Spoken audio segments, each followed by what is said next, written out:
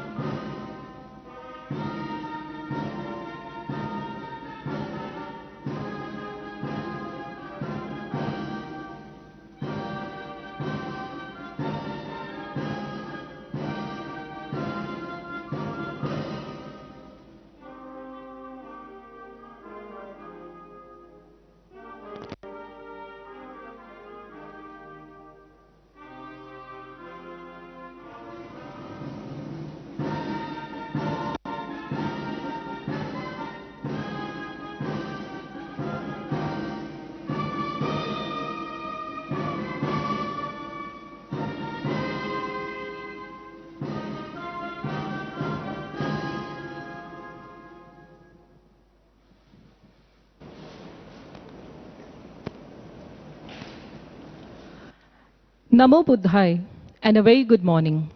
On behalf of the International Buddhist Confederation, I welcome you all to our celebration of Ashadh Purnima 2020 as Dharma Chakra Day. The Ashadh Purnima is the full moon day on which Tathagata Gautam Buddha delivered his first sermon of Dharma Chakra Parvatana Sutra, thereby setting the wheel of Dharma Chakra in the motion. Now we will have Manglacharan by Dhammadipa Buddha Vihar in Theravada tradition, followed by Mahayana Sangha from Ganden Tech Chanting Monastery, Ulaanbaatar, Mongolia. Namo tassa bhagavato arahato samma sambuddhassa.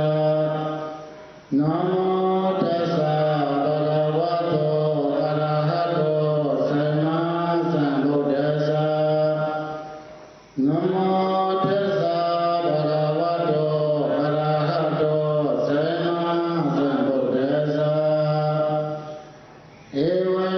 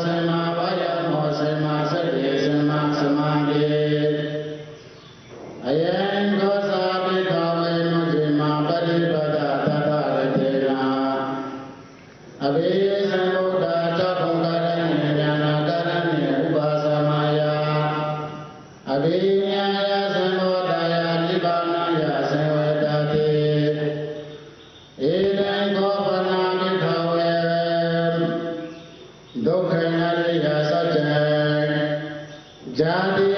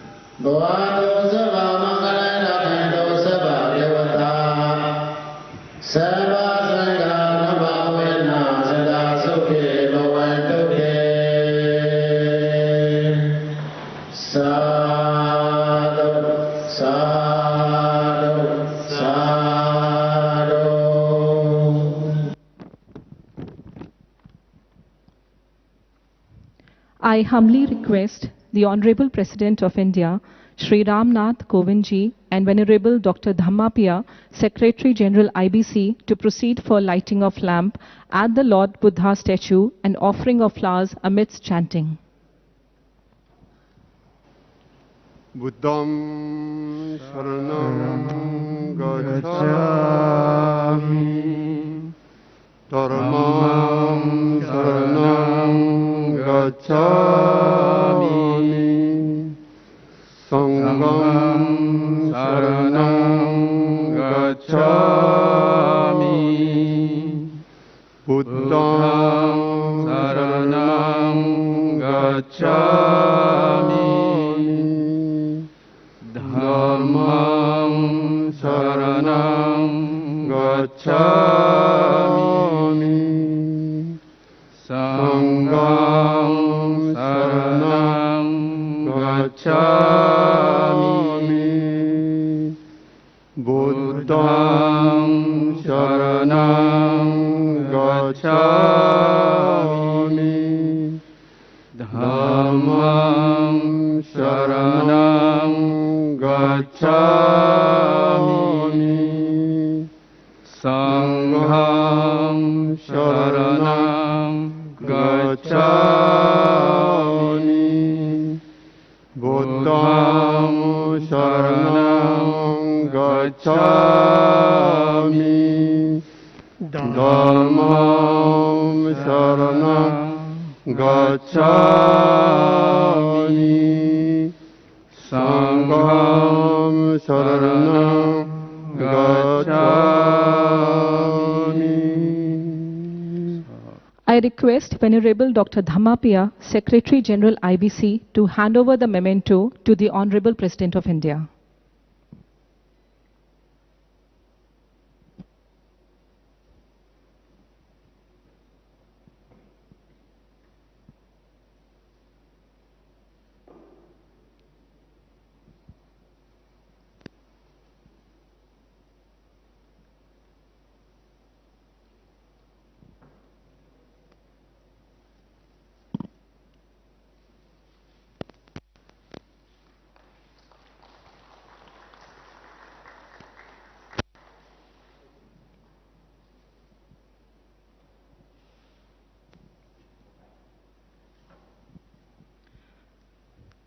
I cordially invite Shri Prahlad Singh Patel, Honorable Minister of State, Independent Charge, Ministry of Culture and Ministry of Tourism for the welcome address.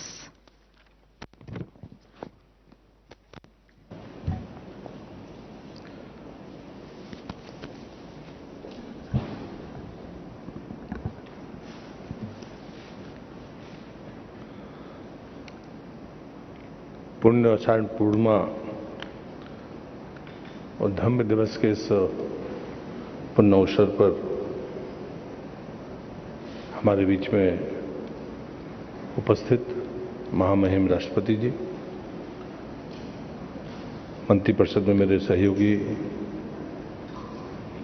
खेल मंत्री माननीय किरण रिजिजू जी, भारतीय सांस्कृतिक संबंध परिषद के अध्यक्ष माननीय विनय सहस्त्रबुद्धे जी, मंगोलिया के महामहिम राजदूत माननीय कामबुद्ध जी, सचिव संस्कृति, उपस्थित भाइयों बहनों, आज हम सब सौभाग्यशाली हैं कि इस पुण्य अवसर पर यहाँ पर उपस्थित हैं। पहली बार ये प्रयास अंतर्राष्ट्रीय बौद्ध परिसंघ की तरफ से हो रहा है। इस बात के लिए मैं जो संगठन के महासचिव हैं आदरणीय डॉक्टर धम्मपैया जी, उनको पहले उनके प्रति आभार भी व्यक्त करता हूं, उनको धन्यवाद भी देता हूं और भविष्य के लिए मैं उनको शुभकामनाएं भी देता हूं। हम सब बस उस दिन का स्मरण करें कि जब भगवान बुद्ध ने के मन में जो प्रकाश आया, उन्होंने पहली बार जब उसको इस धरती पर उस विचार को बीज के रूप में अपने शिष्यों के बीच में रखा होगा, तो जैसे किसी वृक्ष का बीज लगता है तो परिणाम के बाद ही पता चलता है कि वो वास्तव में क्या स्वरूप लेगा। भगवान बुद्ध के विचार, उनका स्वयं का तप, उस स्थान की महिमा जहां पर ये संदेश दिया गया, और देखते ही देखते वो देशों की भौगोलिक सीमाओं को कब पार कर गया, ये शायद लोगों को इस बात का अंदाजा ही नहीं रहा, और पूरी दुनिया में वो शांति का संदेश पहुंचा। लेकिन मुझे लगता है कि हम सबकी जिम्मेदारी है कि भगवान बुद्ध प्रकाश में जहां से आए थे वहां पर अवस्थित है, विचार पूरी दुनिया के सामने है, लेकिन वो स्थान जहां पर उन्होंने इस उपदेश की शुरुआत की थी वो उस पवित्र भारत भूमि के पर है, और इसलिए उसकी उतनी ही मान्यता है जितनी विचार की है, जितनी व्यक्ति के तप की है। और इस नाते मैंने अंतर्राष्ट्रीय बौद्ध परिसंघ को आभार व्यक्त किया है। मैं महामहिम का हृदय से आभारी हूं। यहाँ पर उपस्थित और बौद्ध विचार का प्रतिनिधित्व करने वाले किरण जी का, अंतर्राष्ट्रीय स्तर पर सांस्कृतिक रूप से चीज़ों को पहुंचाने वाले विनय जी का, और मंगोलियाई राजदूत कामबोल्त जी का, क्योंकि संस्कृति मंत्रालय ने एक काम किया है, मैनस्क्रिप्ट्स में उसमें कुंजूर की प्रतियों का फिर से देश और दुनिया के सामने रखने का काम किया है, और उसकी पहली प्रतियां आज महामहिम को हम समर्पित करेंगे। और उसके बाद माननीय प्रधानमंत्री जी के आदेशानुसार हम माननीय राजदूत को पहली प्रतियां उनको भी हम भेंट करेंगे, ताकि उनके माध्यम से मंगोलिया की तमाम मॉनेस्ट्री में क्रमशः हम उन प्रतियों को पहुंचा पाएं। कुंजूर मंगोलियाई जितने भी बौद्ध विचारक हैं, अनुयायी हैं, उनके लिए भगवान की वाणियों के रूप में वो उसको श्रद्धा रखते हैं। 108 वॉल्यूम है। प्रतिमाह संस्कृति मंत्रालय उन 5 वॉल्यूम्स को फिर से उसकी छपाई करवाने के बाद नियमित तौर पर मंगोलिया के राजदूत के माध्यम से हम उसको लगातार देने की कोशिश करेंगे। संस्कृति मंत्रालय का संकल्प है कि हम 108 जो पूरे खंड हैं उन खंडों को हमारे मंगोलियाई मॉनेस्ट्रीज के पास पहुंचाने में जब हम पूरा करेंगे तभी शायद हमको संतुष्टि होगी। इस अवसर पर मैं फिर से राजदूत महोदय का, धम्मप्रिया जी का, अन्य सभी लोगों का आभार व्यक्त करते हुए मैं अपनी बात को यहाँ समाप्त करता हूँ, और मैं फिर से महामहिम राष्ट्रपति जी के प्रति अपना आभार व्यक्त करता हूँ कि उन्होंने जो समय दिया और जिस तरह से इस आयोजन में की सफलता के लिए मैं उनके प्रति अपना हृदय से धन्यवाद प्रकट करते हुए अपनी बात को समाप्त करता हूँ। बहुत बहुत धन्यवाद।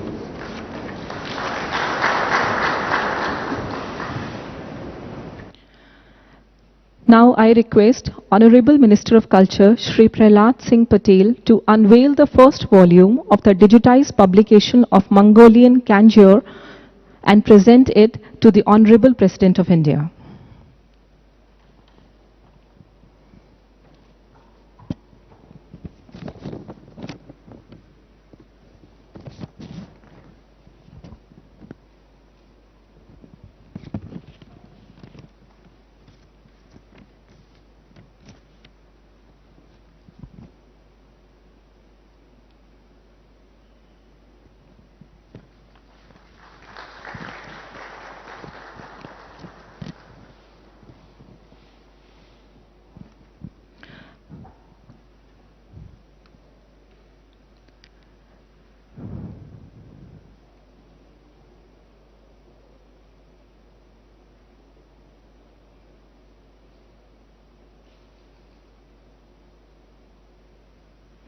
Thank you.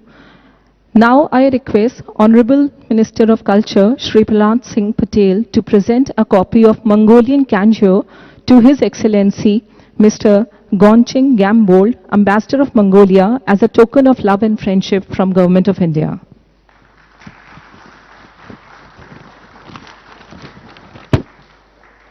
Kanjur is the translated words of the Buddha and is the entire collection of texts regarded as Buddha Vakna or Buddha Word.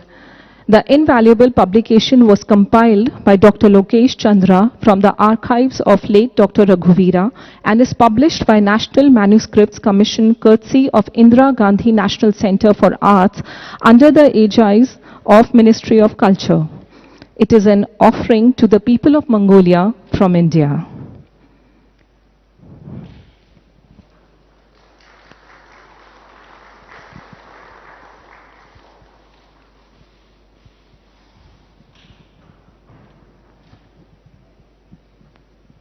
Thank you, everyone.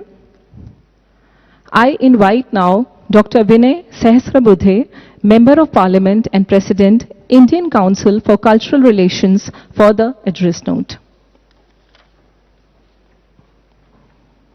Welcome, sir.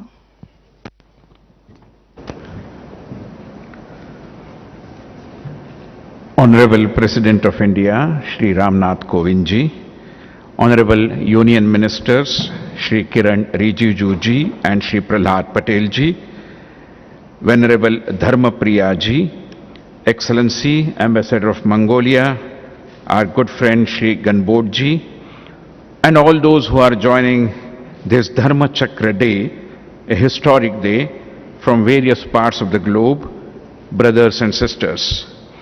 It's a privilege to be a part of the observance of this day, and I am grateful for bestowing this honor on me to the organizers.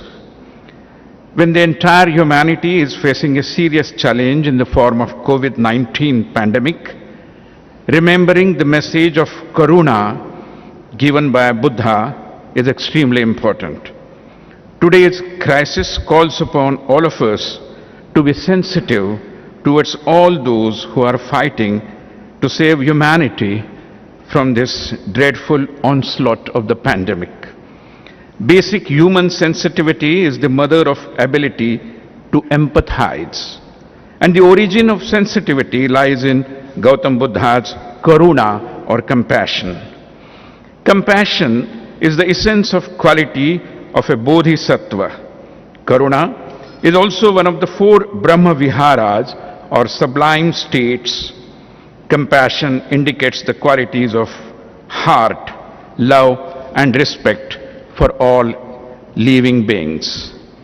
The word compassion, friends, is made up of 2 words, ko, meaning together, and passion, meaning a strong feeling. When we see someone in distress and we feel their pain as if it were our own, and strive to eliminate or lessen their pain, then this is compassion. One must understand that all the unique characteristics of human beings, like sharing, readiness to give comfort, sympathy, concern, and caring, are all manifestations of nothing but compassion. In Western medical ethics, I am told, compassion serves mainly to define the responsibilities and duties of medical professionals. In contrast, Eastern medical ethics consider developing compassion as a prerequisite in becoming a physician and recognize its curing effects. In the traditional medicine of Tibet and Mongolia, where Mahayana Buddhism prevails, a physician is seen as an enlightened person who has been thoroughly trained in Buddhist philosophy. In order to become a physician, one should develop compassion, which is considered as a path of enlightenment. Compassion is not just a characteristic, but a skill used for therapeutic purposes, which should be mastered through training and meditation, stage by stage. Friends, when we observe Dharma Chakra Din, the greatest message is that of introspecting and becoming answerable to ourselves as to how much of the teachings of Buddha have we been able to translate into our day-to-day conduct.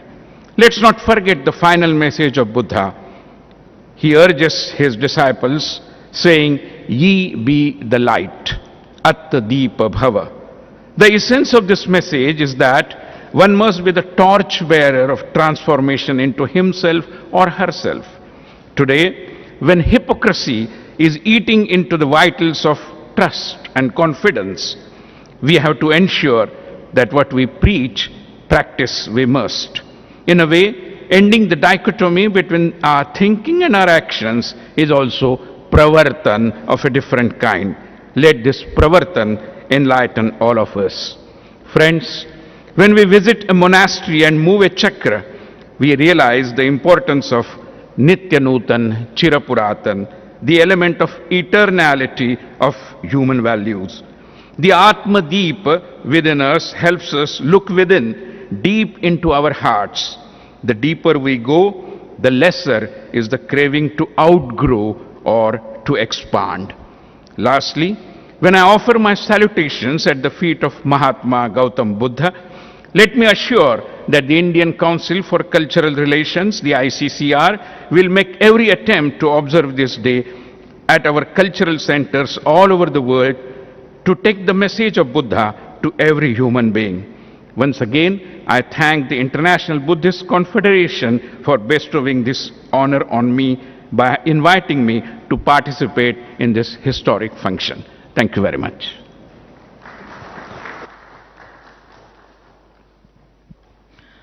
Thank you. I invite now Shri Kiren Rijiju, Honorable Minister of State, Independent Charge, Ministry of Youth Affairs and Sports, and Minister of State, Ministry of Minority Affairs, for the address note.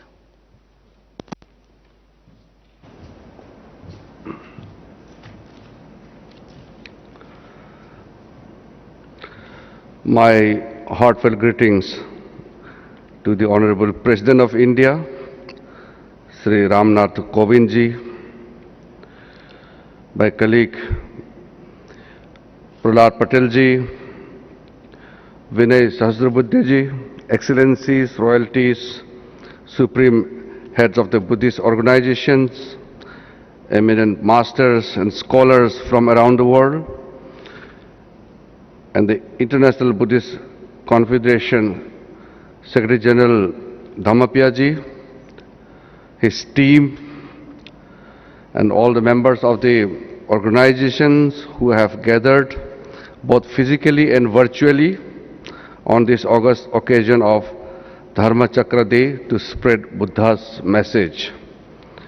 The Dharma Chakra Day, Asadda Purnima, marks Buddha's first teaching after attaining enlightenment to the Panchavarga, his first 5 ascetic disciples, on the first full moon day of the month of Asadda at Deer Park, Rishipatan, in current-day Sarnath, near ancient city of Varanasi in India. These teachings of Dhammachakra Pavattan Sutta in Pali or Dharma Chakra Pravartana Sutra in Sanskrit is also known as the first turning of the wheels of the Dharma, which comprise of the 4 noble truths and the noble eightfold path. The values and the teachings of Buddhism are very much at the heart of India's ethos and cultural identity. Historical legacy of our great land, being the land of Buddha's enlightenment and awakening, connects us intimately with not only the Buddhist, but everybody who understands and follows Buddhism, and everyone who values love, compassion around the world. It binds us very strongly with every Buddhist nation. In Buddhism, the moon is an enduring symbol of truth and enlightenment. As we approach Asadda Purnima, one of the most auspicious full moon days, what has been an extremely testing year for humanity, collectively we must continue to work towards upholding truth, principles and teachings of great Buddha to achieve a mutually beneficial coexistence and prosperity for all the humankind. Thank you very much.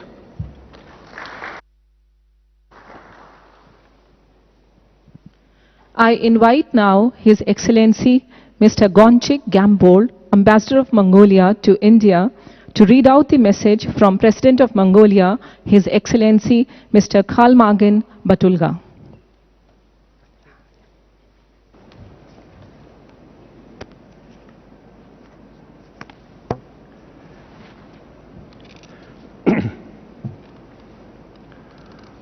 महामान्य राष्ट्रपति जी, भाइयों और बहनों,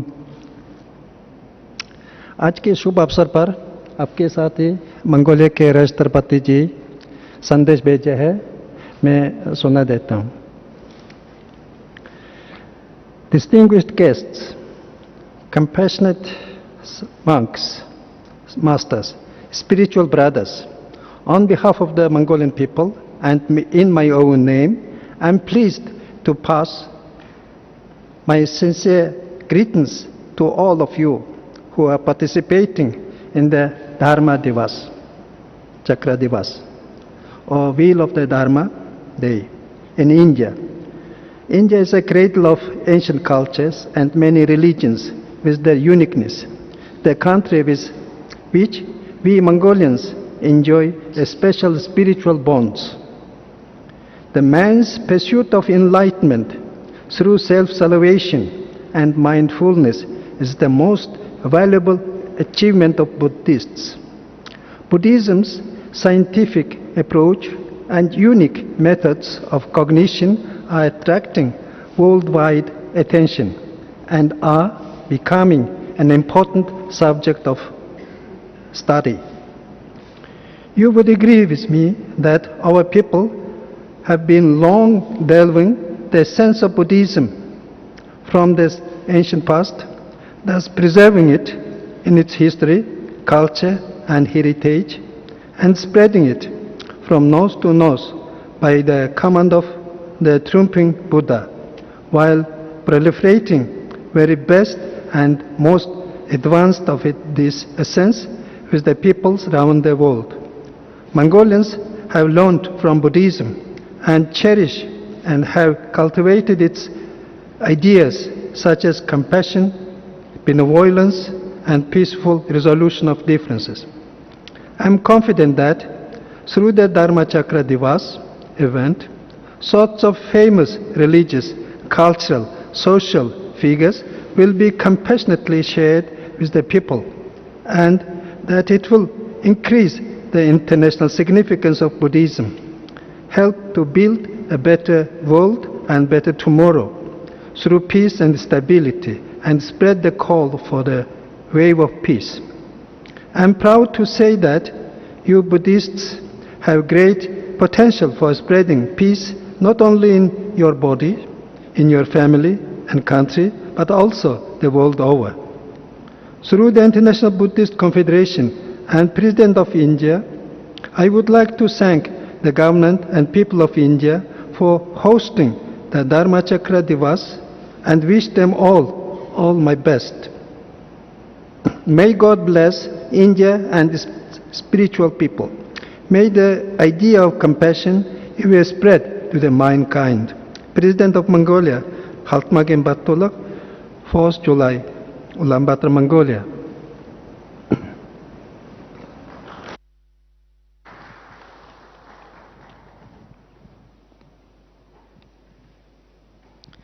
Thank you. Now we shall present an address note by the Honorable Prime Minister of India, Shri Narendra Modi ji, through this video. Respected President Shri Ramnath Kovind ji, other distinguished guests, let me begin by conveying my greetings on Ashadh Purnima. It is also known as Guru Purnima. This is a day to remember our Gurus who gave us knowledge.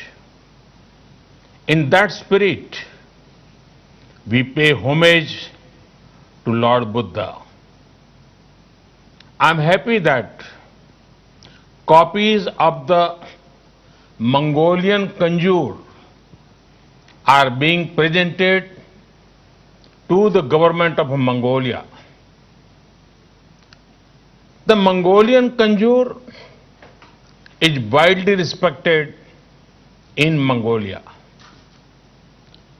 Most monasteries have a copy of it.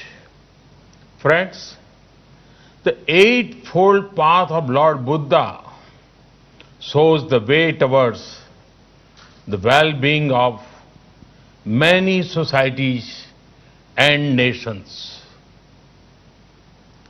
It highlights the importance of compassion and kindness. The teachings of Lord Buddha celebrate simplicity both in thought and action. Buddhism teaches respect, respect for people, respect for the poor, respect for women, respect for peace and non-violence. Therefore, the teachings of Buddhism are the means to a sustainable planet. Friends, in his very first sermon in Sarnath and his teachings after that, Lord Buddha spoke on two things: hope and purpose. He saw a strong link between them. From hope comes a spirit of purpose. For Lord Buddha, it was the removal of human suffering. We have to rise to the occasion and do whatever we can to increase hope among people. Friends, I'm very hopeful about the 21st century. This hope comes from my young friends, our youth. If you want to see a great example of how hope, innovation and compassion can remove suffering, it is our startup sector led by our youth. Bright young minds are finding solutions to global problems. India has one of the largest startup ecosystems. I would urge my young friends to also stay connected with the thoughts of Lord Buddha. They will motivate and show the way ahead.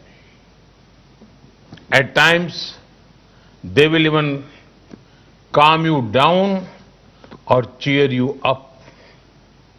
In fact, Lord Buddha's teaching of Appa Deepo Bhavaha, Appa Deepo Bhavaha, be your own guiding light, is a wonderful management lesson. Friends, today the world fights extraordinary challenges. To these challenges, lasting solutions can come from the ideals of Lord Buddha. They were relevant in the past. They are relevant in the present. And they will remain relevant in the future. Friends, it is the need of the hour to connect more and more people with Buddhist heritage sites. We in India have many such sites. You know how people also know my parliamentary constituency of Varanasi. At the home to Sarnath, we want to focus on connectivity to Buddhist sites. A few days back, the Indian cabinet announced that Kushinagar airport will be an international one. This will bring so many people, pilgrims and tourists. It would also generate economic opportunities for many. India awaits you. Friends, once again, my greetings to you all. May the thoughts of Lord Buddha further brightness, togetherness and brotherhood. May his blessings inspire us to do good. Thank you. Thank you very much.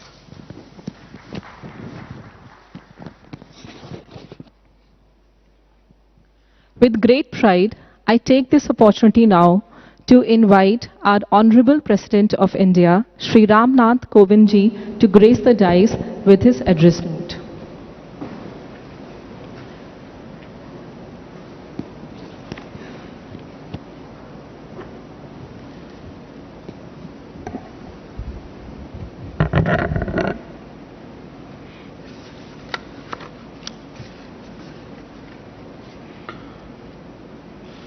Minister of State, Independent Charge, Ministry of Culture and Ministry of Tourism, Sri Prahlad Singh Patel. Minister of State, Independent Charge, Ministry of Youth Affairs and Sports, and Minister of State, Ministry of Minority Affairs, Sri Kiren Rijiju. Ambassador of Mongolia to India, His Excellency Mr. Ganching Ganbold. Member of Parliament and President, Indian Council for Cultural Relations, Dr. Vinay Sahasrabuddhe. Secretary General, International Buddhist Conference, Sri Dhammapiya. Secretary Culture, Sri Anand Kumar. Distinguished guests, ladies and gentlemen. First of all, I extend my heartiest greetings to all of you on this auspicious occasion of Dhammachakra Divas and Ashadh Purnima.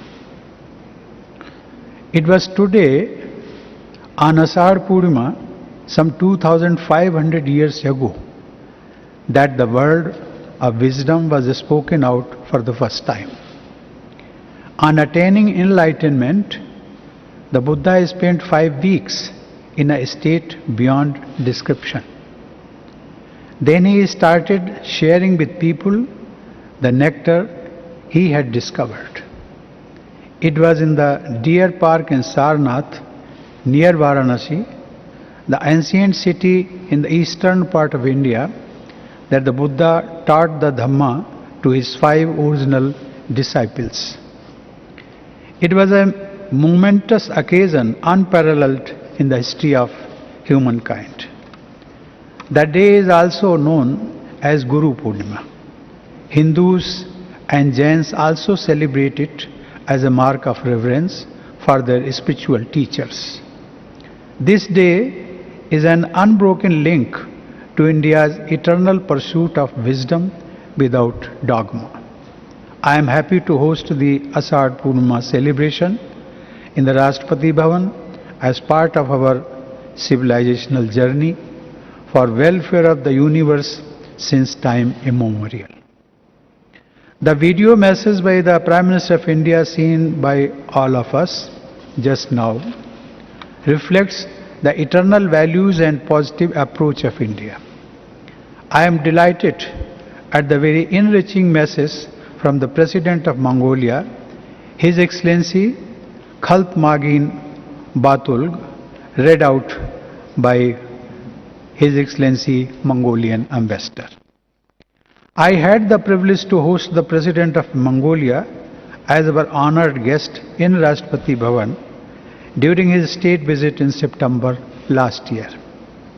It was an occasion for us to deepen our civilizational friendship and to nourish our age-old Buddhist ties.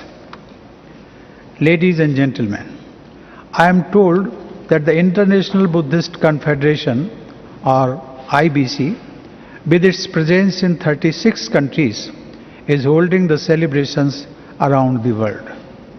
We, however, are in the midst of a virulent pandemic that has overwhelmed the entire humanity.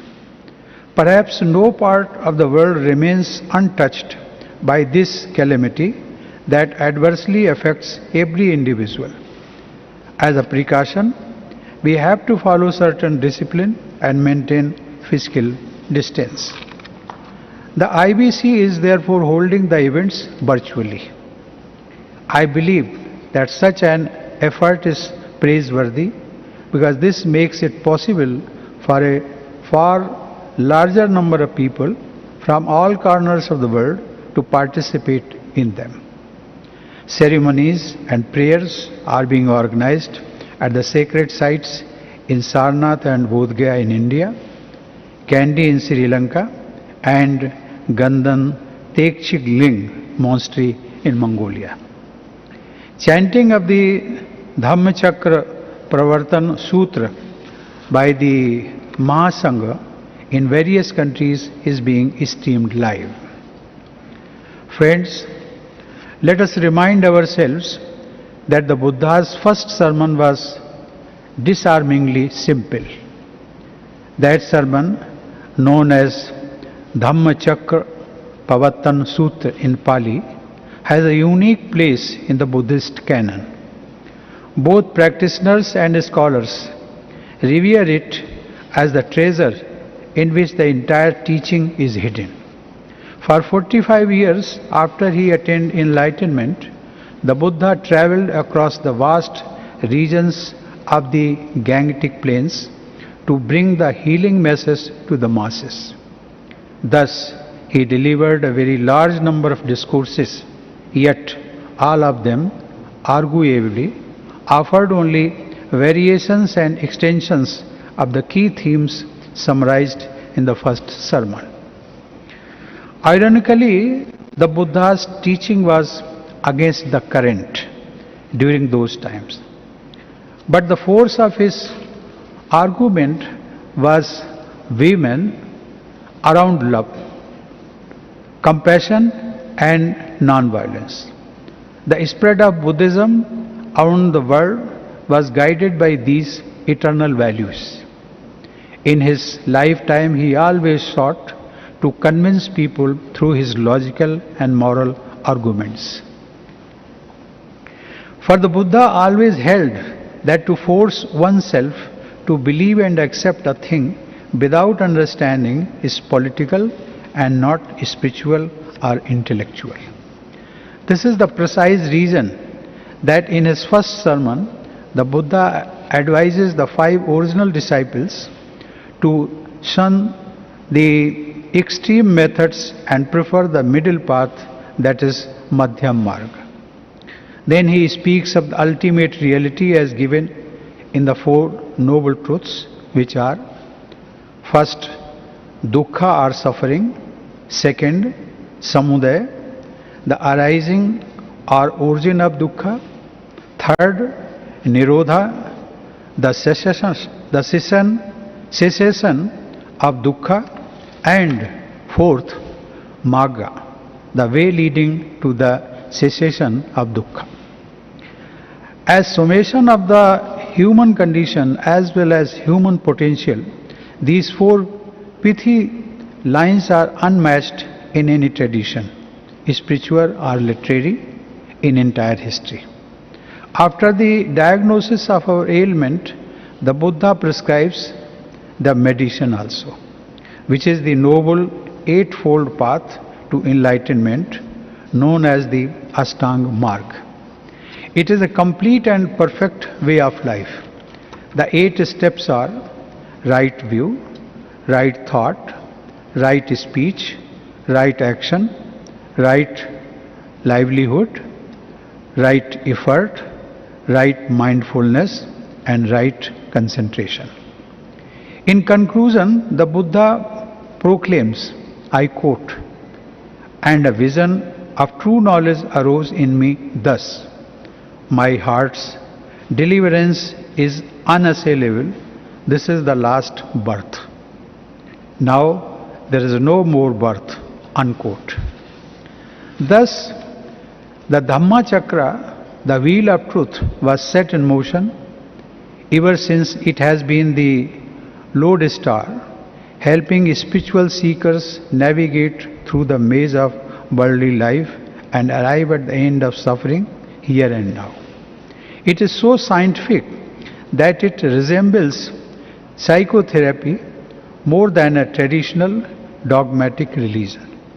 It is this open attitude of inquiry into the heart of existence and the possibility of finding the key to eternal serenity that has attracted seekers in every age for the last 2500 years. The wheel has come full circle, and the word of Dhamma has in the recent decades spread to distant shores in the West too. Dear seekers, India is proud of being the land of the origin of the Dhamma. It was from India that it began to spread in neighboring regions. There, in new fertile soil and new climate, it grew organically, eventually branching off into various offshoots. In India, we see Buddhism as a fresh expression of the sublime truth. His enlightenment and the subsequent preaching by him for over 4 decades were in line with India's tradition of respect for intellectual liberalism and spiritual diversity. In modern times, 2 exceptionally great Indians, Mahatma Gandhi and Babasaheb Ambedkar, found inspiration in the words of the Buddha and went on to shape the destiny of the nation. Following in their footsteps, we should strive to hear the call of the Buddha, to respond to his invitation to walk the noble path. The world seems full of suffering, in short term as well as in long term. There are many stories of kings and affluent people suffering from acute depression who took refuge in the Buddha to escape cruelties of life. Indeed, the life of the Buddha challenges earlier convictions as he believed in finding a deliverance from suffering in the midst of this imperfect world. Dear friends, today as the pandemic ravages human lives and economies across the globe, the Buddha's message serves like a beacon. He advised people to shun greed, hatred, violence, jealousy and many other vices to find happiness. Contrast this message with the hankering of an unrepentant mankind indulging in the same old violence and degradation of nature. We all know that the moment the virulence of coronavirus slows down, we have a far more serious challenge of climate change before us. Mahatma Gandhi, our father of the nation, knew that the Buddha offered a way out of our present predicament. In 1927, he told the students of the Anand College in Colombo, I quote, "The great master taught us what is known as the right path. And to learn the right path is not merely to pack our brains with many things that sound nice, good and sweet, but to do the right things." Gautam Buddha was so filled with mercy and kindness that it was he who taught us to love not only the members of the human family, but also to love all life, to love all the animal world. And he taught us also the personal purity of life. Unquote. In the final phase of his life, the Buddha was acutely conscious of the fact that egotism, driven by envy, hatred, greed and ambition, would undermine compassion and loving kindness. The Buddha therefore encouraged the culture of dialectic and debate among his followers to arrive at their own truth. His cure for human suffering remains as relevant today as it was over 2.5 millennia ago. There is no doubt that the urgency of abiding by the values that the Buddha preached is eternal. By ignoring the soothing wisdom of every spiritual tradition, we have arrived at the juncture where we find ourselves today. It is high time we paid heed. Dear friends, I am grateful to the International Buddhist Confederation for providing me the opportunity to host this event and also to share my thoughts with you. The world has suffered much this year, and I sincerely wish that this sacred day heralds a new ray of hope and grants a glimpse of happiness. I also pray that it lights the lamp of wisdom in the heart of everyone. Atta Deepo Bhav. May we all be blessed. May we all awaken to wisdom. Thank you. Jai Hind.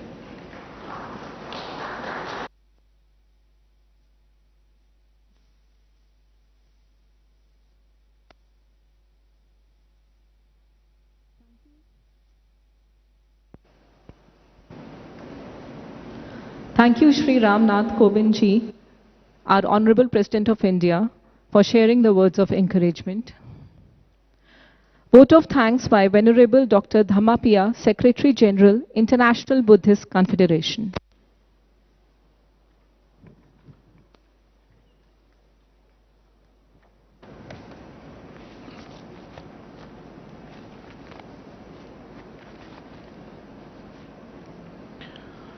Namo tassa bhagavato arahato samma sambuddhassa andhabhuta ayang loko tanukhita vipassati apo sagga gacchati Sakunto jalamuttoa apo sagaya gacchati.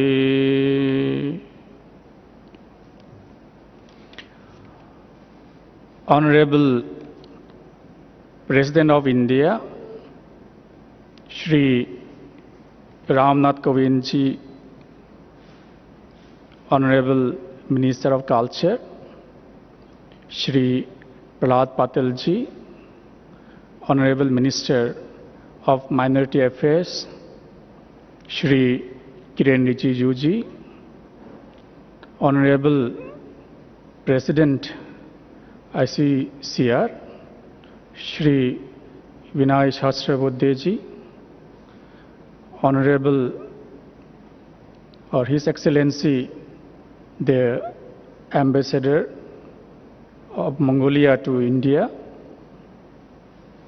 our Honorable Secretary Culture, my Dhamma brothers, sisters, friends around the world. Today is the full moon day of Ashara.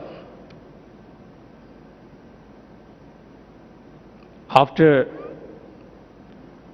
Siddhartha Gautama became fully enlightened, awakened Buddha in Bodh Gaya, on this very day, he has delivered the first sermon, the teaching of the Buddha.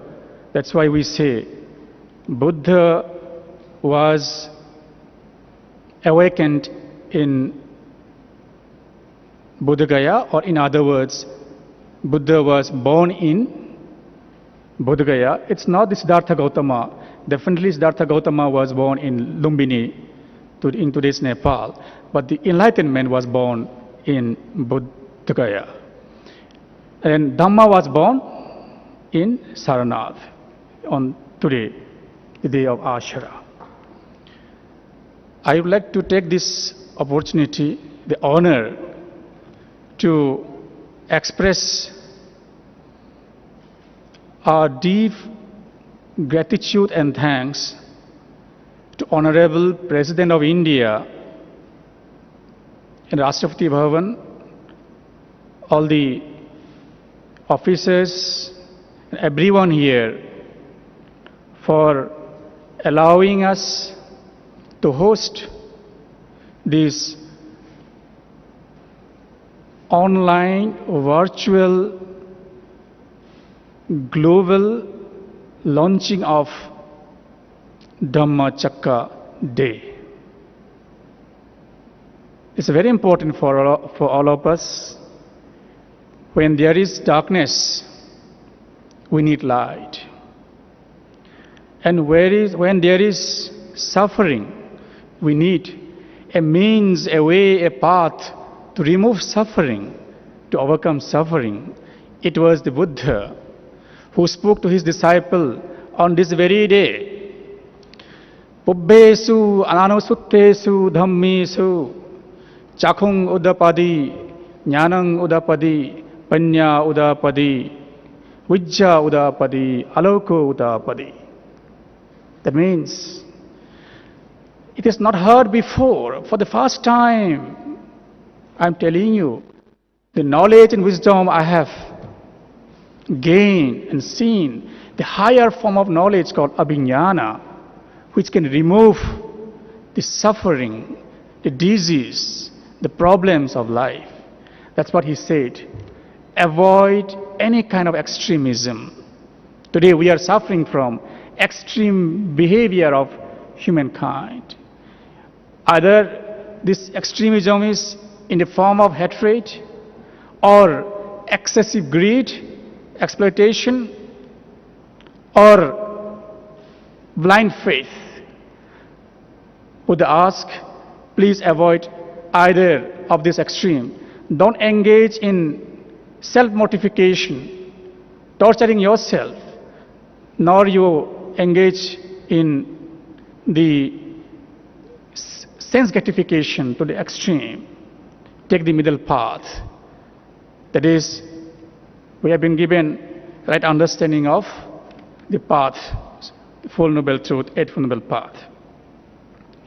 I also take this opportunity to express my deepest thanks and gratitude to Shri Narendra Modi ji, Honorable Prime Minister of India, for his valuable, enlightening video message on this occasion.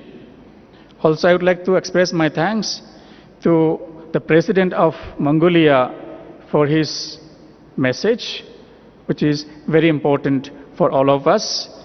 I also would like to take the opportunity to express my thanks to both the ministers, honorable ministers here on the stage, and also to the Honorable Member of Parliament and President ICCR, Dr. Vinay Sahasrabudhe, His Excellency the Ambassador of Mongolia, and our Secretary Culture, Joint Secretary, and everyone from Ministry of Culture who are present and who have sponsored and supported this program.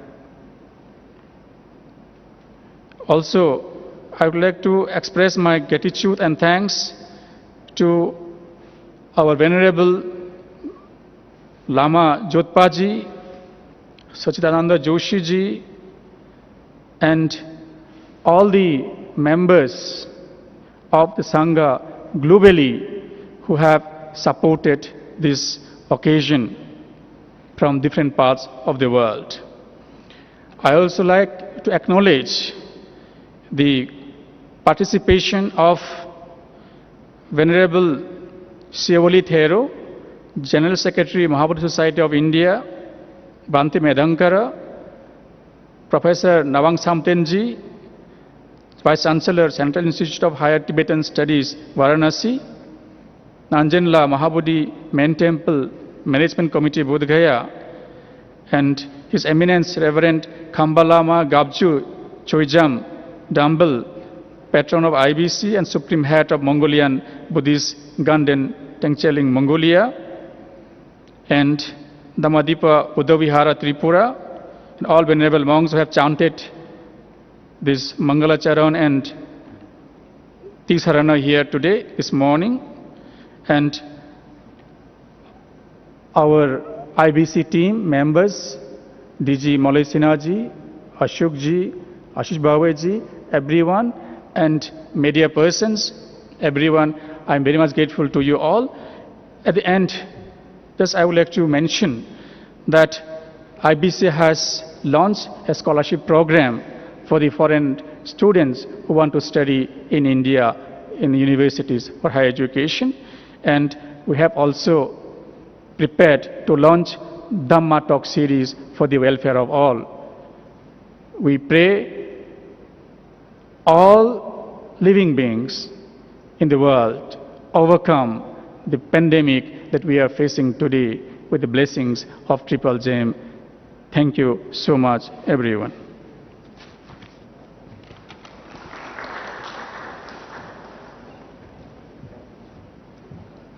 Thank you, everyone. Thank you, dignitaries. Now let's rise for the national anthem.